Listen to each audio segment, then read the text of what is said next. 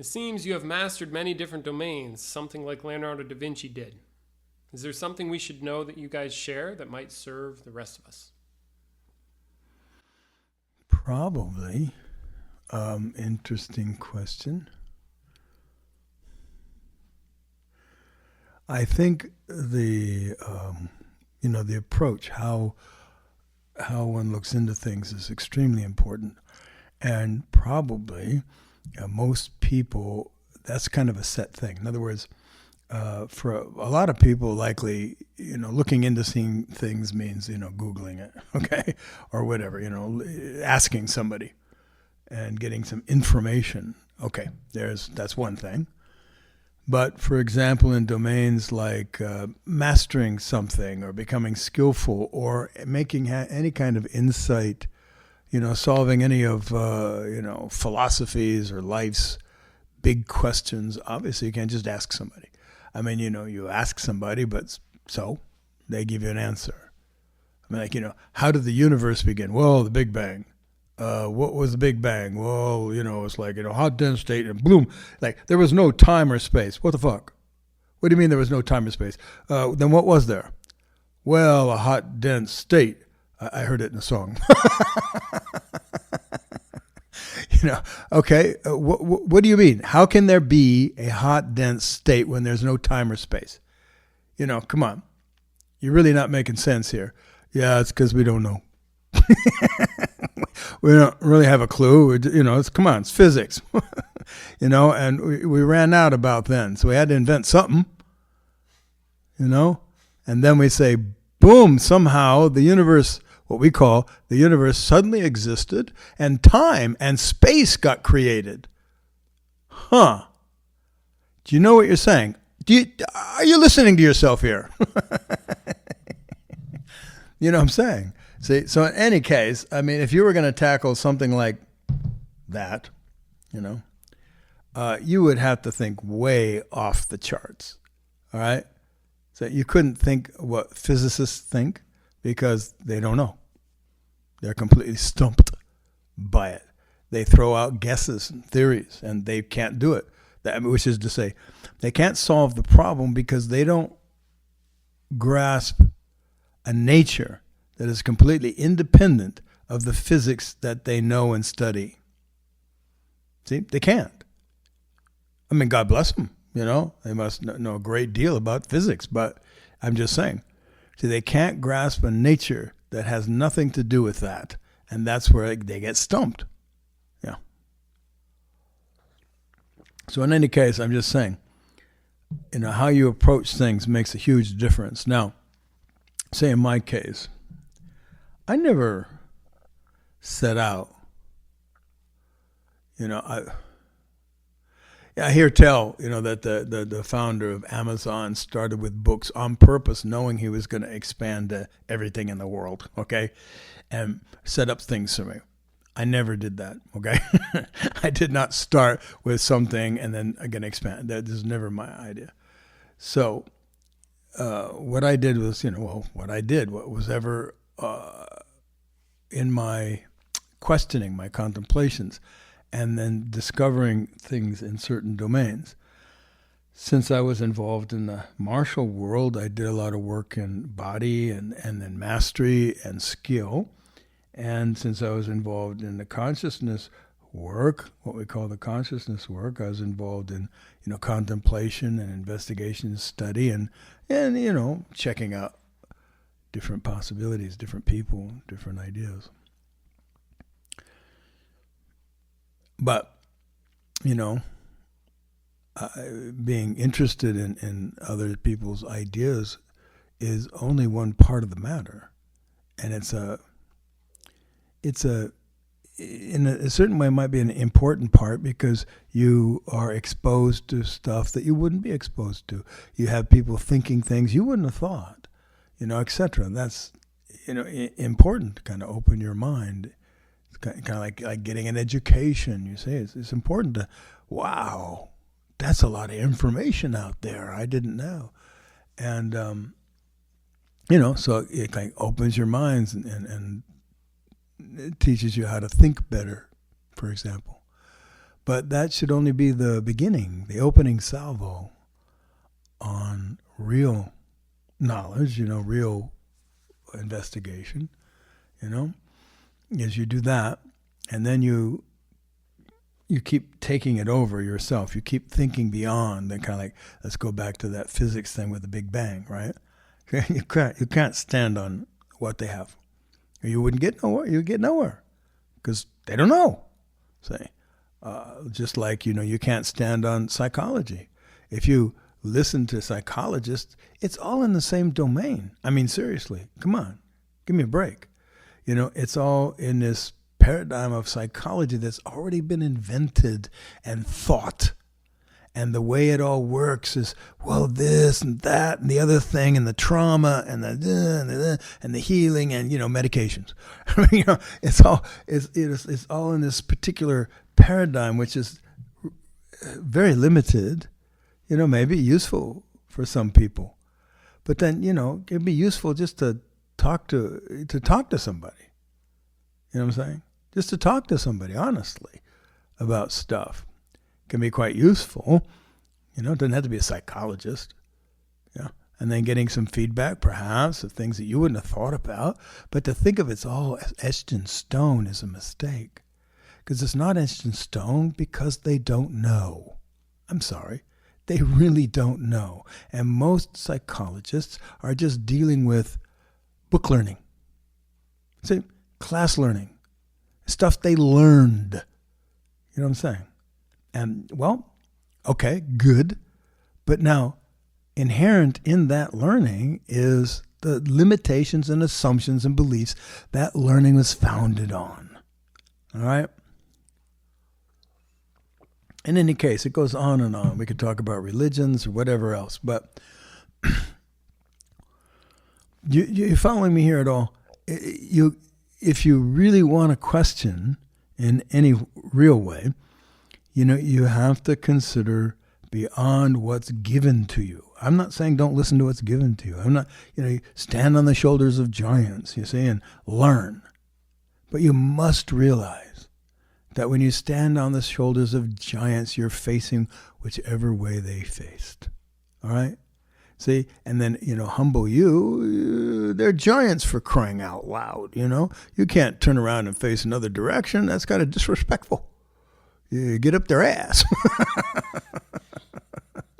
Or whatever. See, but this is your job. You want to see what view they had. I mean, come on. That's why they're called giants. They're genius, whatever. They've discovered something that most people didn't. Okay, great. Yeah, you learn that. And what were they missing? What did they assume? You think about Socrates and Plato, Aristotle. Hey, these are heavy hitters in the philosophy world. But come on, they were very limited. I didn't take anything away from Aristotle, Socrates. They did great.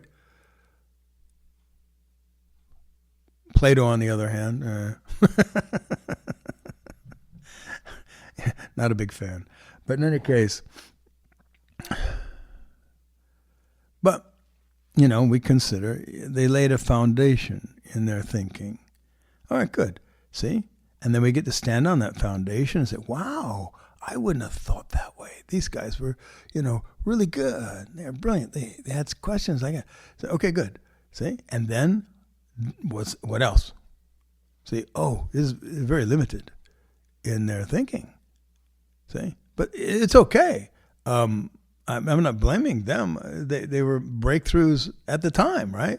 Consider the thinking before them. It probably really sucked. Okay, they were breaking new ground that others hadn't. See, so I'm not saying it's like Freud. You see, he's breaking new ground that others hadn't.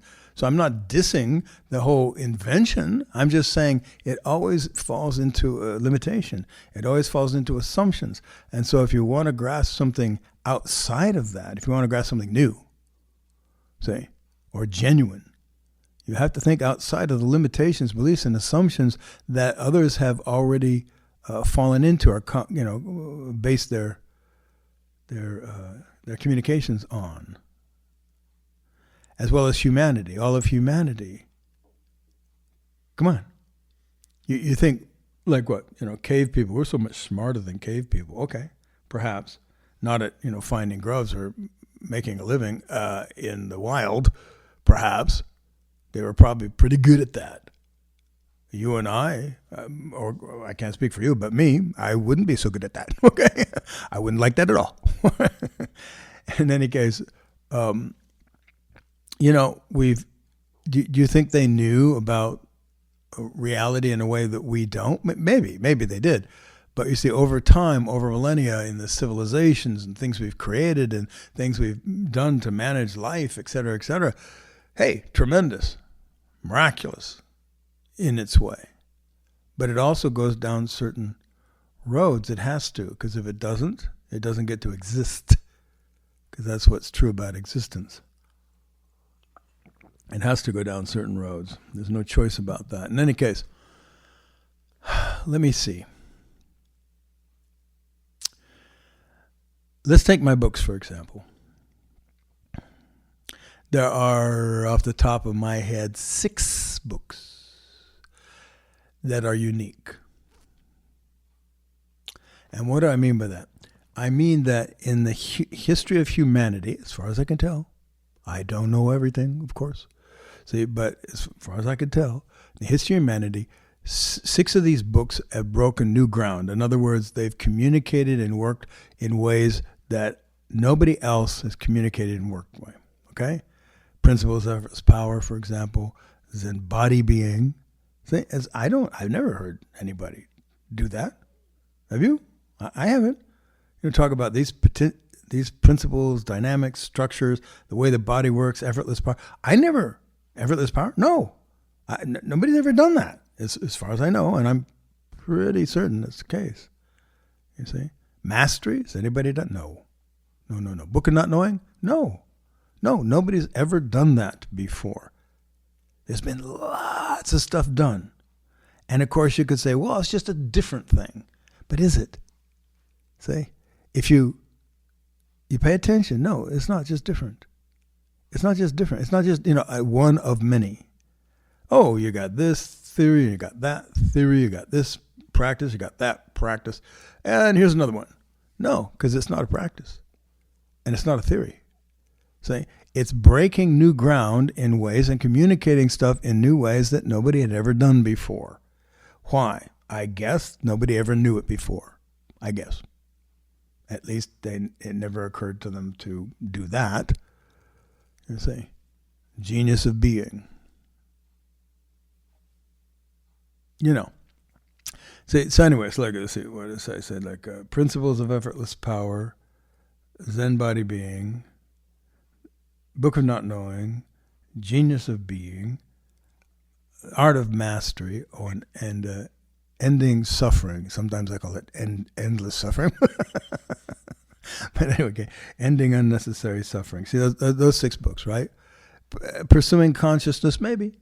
There's a case that could be made, but I don't care. The others, I don't care. Yeah, sure. Maybe they contribute in some way. But I'm saying these are new. So if I had done only getting back to your question about Leonardo da Vinci, one of the impressive parts things about Leonardo is that he was a scientist, he was an artist, he was an inventor, etc., and he was really good at them. His art is top of the line. People acknowledge him for his Mona Lisa up the wazoo. Okay? So it's not like he's just dabbling a little bit in art. You see? No. He mastered art.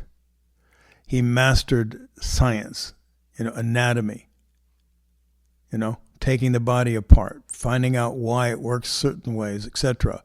He was the first one to actually draw anatomy and muscles and bones and stuff like that, because doctors didn't know how to do that. But because he's an artist, he could do it.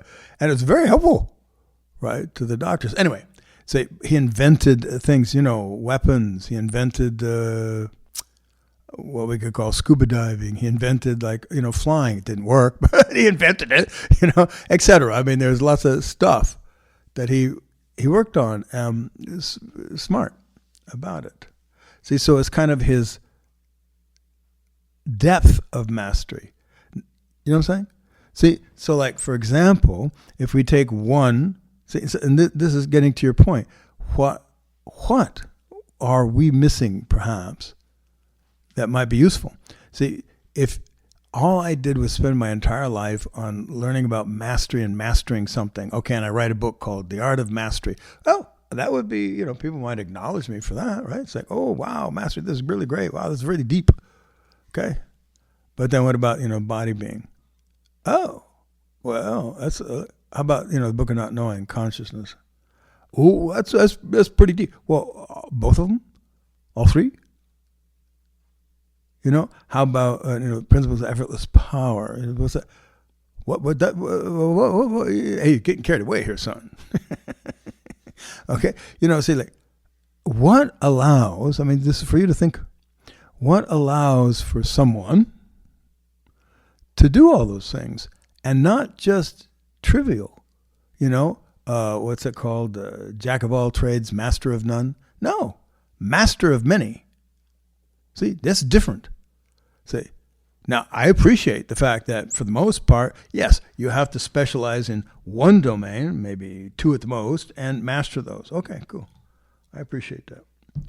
Because, it's difficult. It's challenging. It usually takes a lot of time, energy, and life commitment to do those things. See, but what's the ability to look into matters in such a way that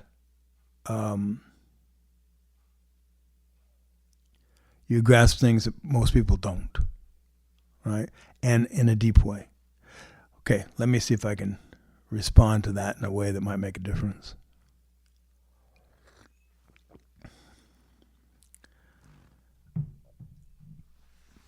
Well, one thing that comes to mind is you have to be responsible for it. Not only committed to it, but responsible for it. In other words, you've got to be the source of the investigation, the source of the information, the source of the breakthroughs and insights, the source of the questioning, and the source of finding out what's true, grasping what's true. Now, that means you're going beyond yourself very often because, you'll go down a road or you're working on whatever, you're working on, and you make assumptions, and a lot of times you don't know you're making assumptions. Yeah? Or you'll come up with a little something here, a theory, maybe an observation, and that sends you down another road. And at some point you discover, oh, wait, my theory was wrong.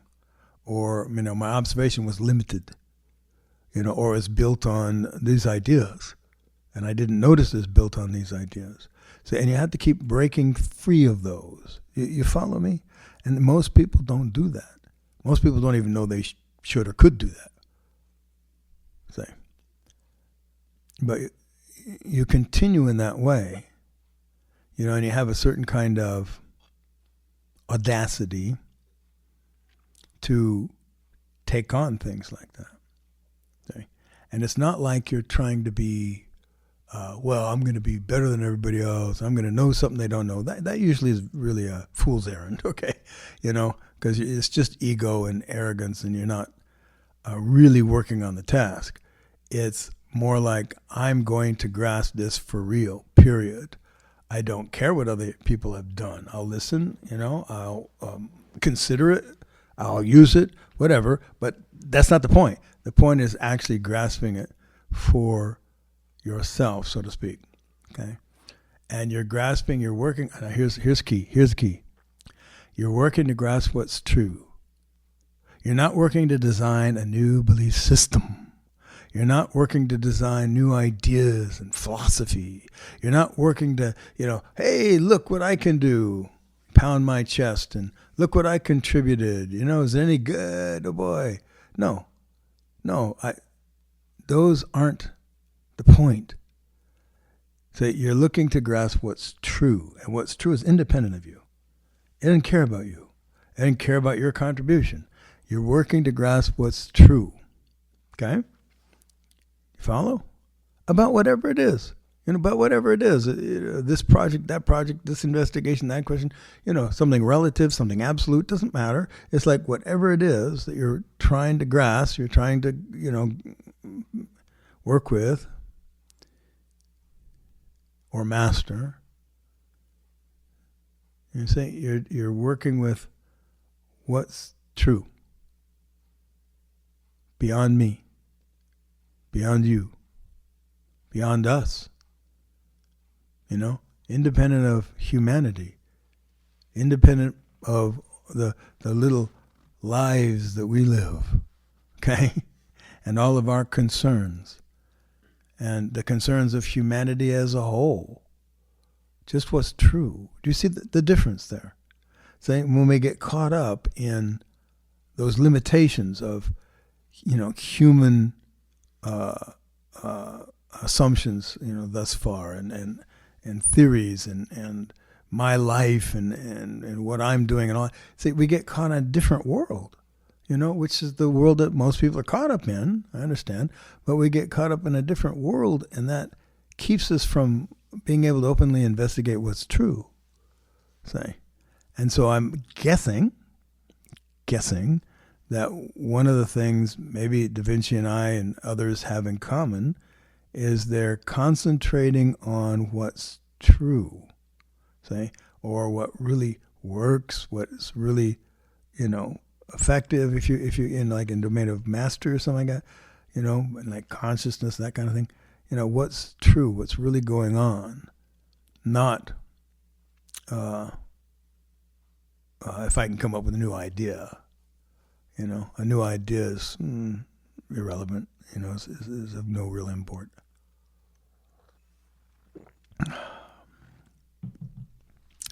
So, another thing that contributes to this ability, like I talk about in the first 2 years of your life, you learn so much. I mean, huge amounts. You start as pretty much a slug, okay, and completely dependent on others in pretty much every way except like breathing and shitting, okay, to live. And then you've got to learn all kinds of stuff. And imagine how much you learn. I mean, seriously, imagine how much you learn in 2 years. You go from like a slug to walking and talking and saying no, okay? Having a self-image and concept and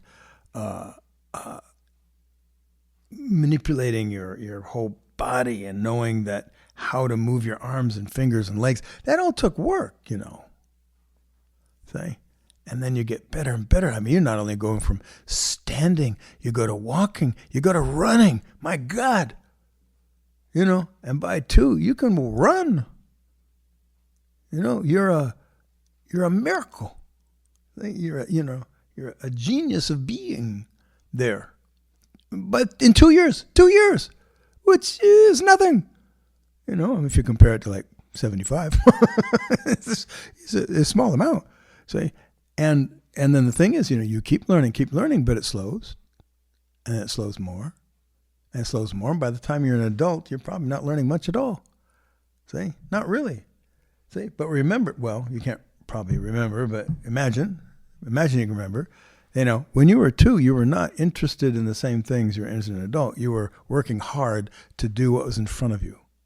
See, to learn what you needed to learn how to speak, listen, to make distinctions that, you and I now take for granted, like sentience, the idea of self and location, body mastery, and so on. Balance, for crying out loud. See? And these were right there in your face.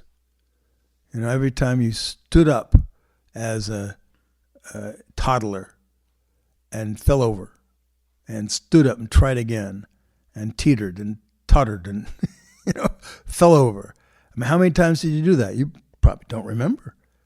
See? But if you ever watched a little one, they do it a bunch. And that's right in their face. And they're not saying, well, what did Aristotle do? You know what I'm saying? Or whatever. You know, they don't Google it.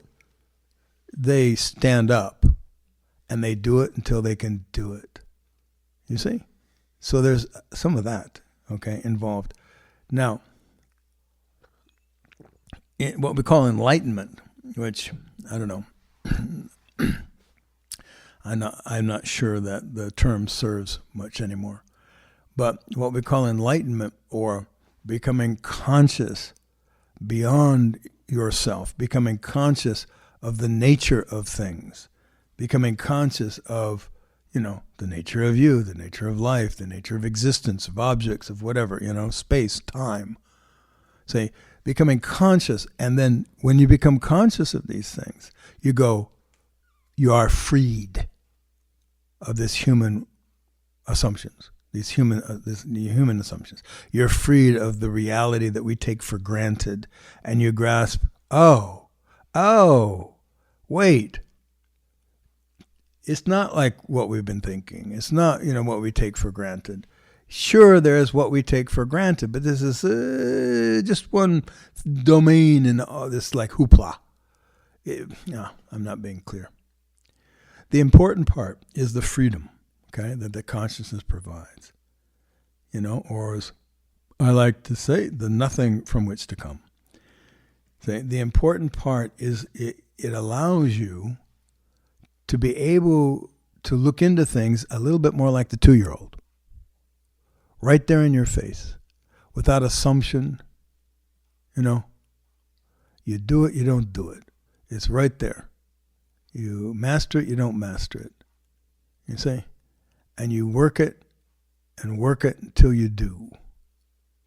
Then, you know, you stay with the problem longer. See, for the 2-year-old, there was no real choice. You know. But for us as adults, you know, we've got it all mastered. So, hey, you know, we can just get entertained, keep ourselves from being bored, and not even know why we need to, you know. In any case, see that aspect. So like I have postulated, you know, in the past, just guessing, that maybe Da Vinci had some enlightenment experience, you know, or so. You know, the being of, you know, among, what is it? Oh, I can't remember. You know, among the things, in our reality, you know, the being of nothingness is the greatest. Now, this is you know, it's okay. Where was he coming from about that? You see. But in any case, kind of that possibility of a kind of a freedom, you know, would assist in his questioning, his lack of assumption and stuff like that, perhaps, you know, or I've postulated that maybe Shakespeare had, you know, or Kant, you know, because Kant went places most people don't in 12 years of contemplation and isolation, you know, and, you know, he grasped that you can't, this reality is not to be trusted. Mind so influences your perceptions of reality as you cannot trust your perceptions of reality. And that's a pretty big jump there, for example, you know, or Shakespeare. I mean, he certainly had some clever quips and views. And you know, it's interesting. I know this is maybe a little side, but what the hell? You know, I heard tell that the English language was not considered a real language for most of its existence. See? Because it was just a hodgepodge, and I could understand. It wasn't French, it wasn't German, it wasn't Latin. You know, it couldn't put its fucking foot down, okay? You know, it had the Celtic stuff, it had some French stuff, it had some Viking stuff, whatever that was, I don't know. You know, it had like a real mixture of stuff there. And it shifted and changed and ebbed and flowed. And the Old English, you ever heard Old English? Jeez, we can't understand what they're saying. Okay. Anyway, so you can kind of sympathize. You know, it wasn't considered. It was just like, you know, okay, these babblings of these, you know, barbarians. All right. And it wasn't considered a real language until Shakespeare. And Shakespeare, maybe all by himself, or maybe it was just the time, But he demonstrated that the English language could be a real genuine language, that it had intelligence and cadence, it had, nuance, and anyway. So you can thank William for the English language, because of the way he used it. In any case, let's see.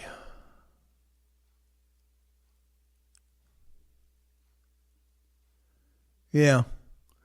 So I guess to bring it home, you see that freedom of consciousness is useful. Responsibility is useful. Being able to get past assumptions you don't even know you're assuming is essential. Kind of the openness aspect.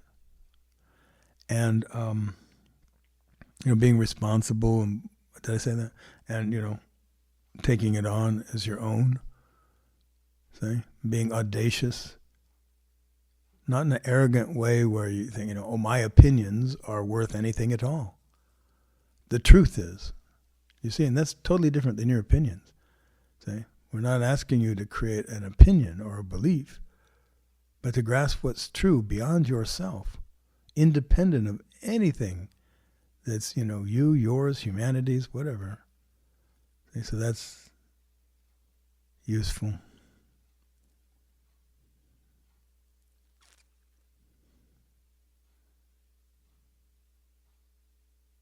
Yeah.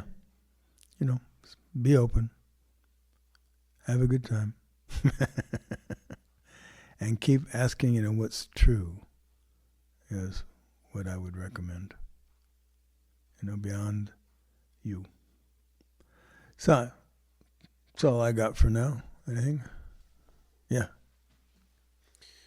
Sort of one of the things I was thinking about in addition to what you were saying is it seems like a lot of these guys have something additional too that I would probably put in the domain of like, y'all are fucking crazy, or you're obsessive, or you take it, like these guys tend to, they stand out, I think, because they take things way, way, way too far maybe, or way beyond the norm. And that seems to take, in addition to what you've said, a certain type of character. Like, I guess it's the hard work component or the obsessive component, or that like single-minded focus that continues way past conventional norms.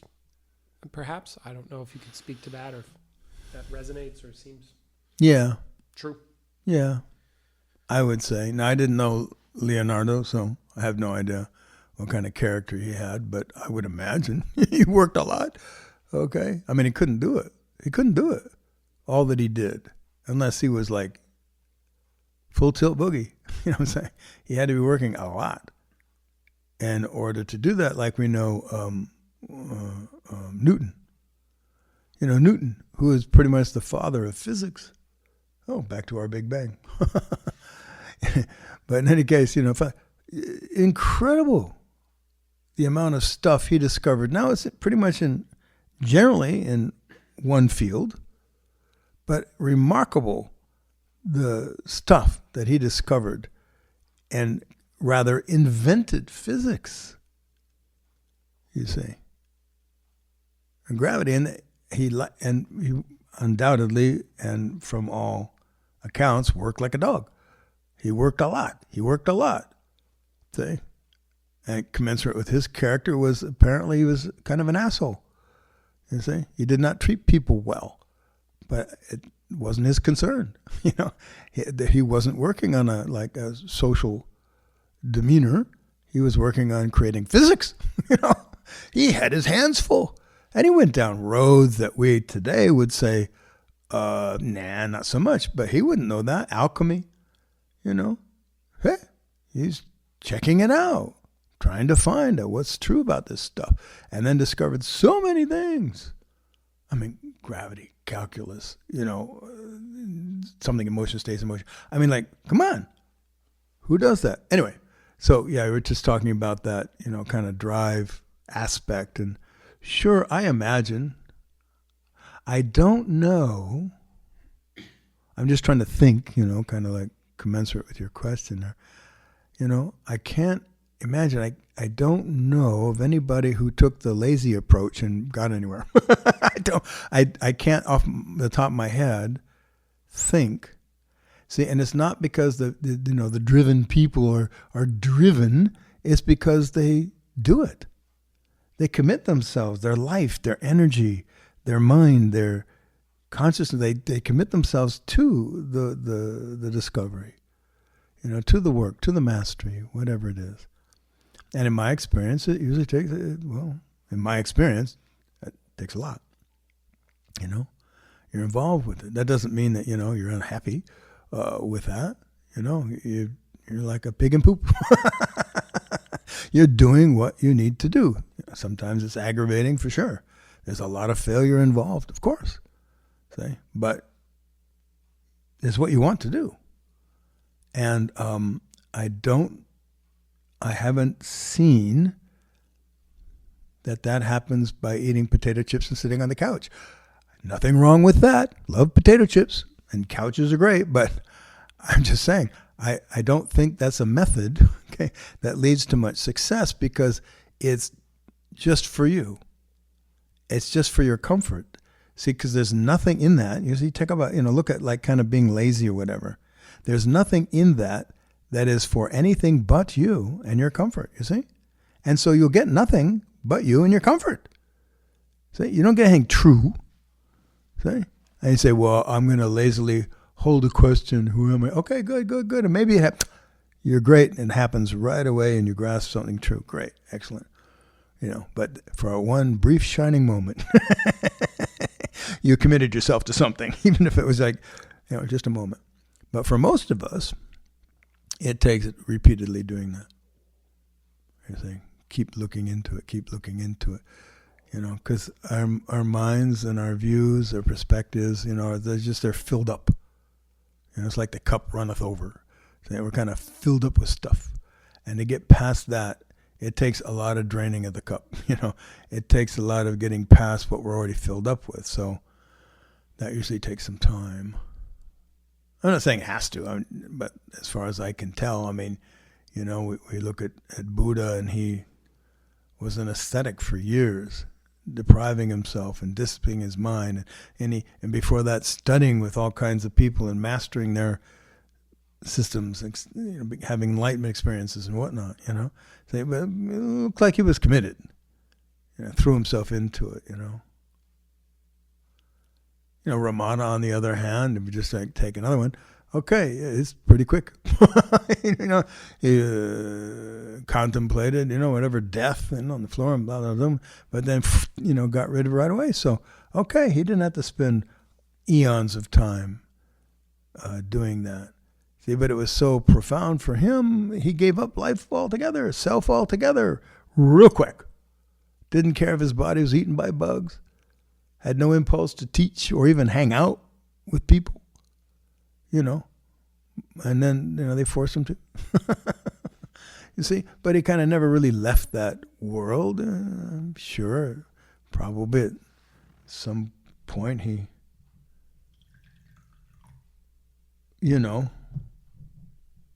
got a taste for hot dogs or something. I don't know, whatever they have in India. But in any case, like I'm saying, it's not like it takes that, it's requisite, to have like lots of time. What is requisite seems to be a commitment. And in every case, it seems like there was a huge commitment, say, beyond what's normal, beyond what's self, and certainly beyond comfort, And, however long it takes.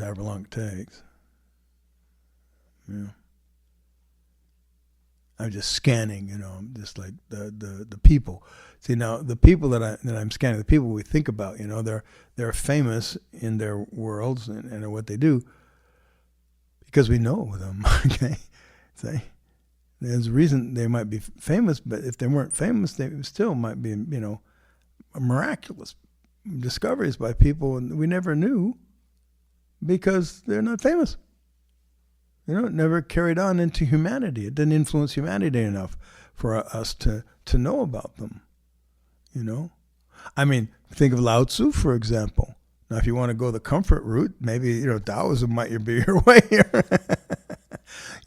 But he was leaving China according to, so he had some fame, obviously, in China already. Because if he didn't, he wouldn't have been stopped by the gatekeeper to, the Great Wall, whatever, before he left and forced to write the Tao Te Ching, See? Now, if he wasn't forced to write the Tao Te Ching, he might have disappeared, and pretty soon all the people who knew about Lao Tzu would have died, and we would know nothing about him. How many other people were there like that? Who knows? Yeah? See? It's unknown. In any case, because he wrote it down and stuff like that, you see, then we know, Taoism. You see? And the whole thing got created. In any case, you see, I'm just saying, you might be one of those people that never get famous, okay? See, and nobody ever knows. You have an impact on humanity enough that it carries on. See? But you can still know yourself. You can still become conscious. See? You can still grasp what's true. See? You can still make contributions that may die out, but still, you do it because you do it. You do it because you're committed to grasping what's true, not because you're committed to being famous, okay? If you're committed to being famous, go to Hollywood, whatever, or some such, all right? Or apparently nowadays, start a podcast. Maybe you'll get famous, who knows, right? Yeah. It's just a weird thing, isn't it? I mean, seriously. The big thing now is podcasters, the influencers, the podcasters. What do? They just sit around and talk, for Christ's sake. What kind of contribution is that? Seriously, are people so bored and so ignorant they have to sit around and listen to people podcasting? Well, okay, I'm not you, of course. You're intelligent people listening to this. But, I'm just thinking, what's come of humanity? All right. Anyway, I mean, it's not, somebody's not inventing something or discovering something or making breakthroughs and stuff. No, they just sit around talking on microphones. And that's what you aspire to nowadays. All right. Probably no Da Vinci's there. Okay. Anyway, so we good? All right. Well, thank you and good night.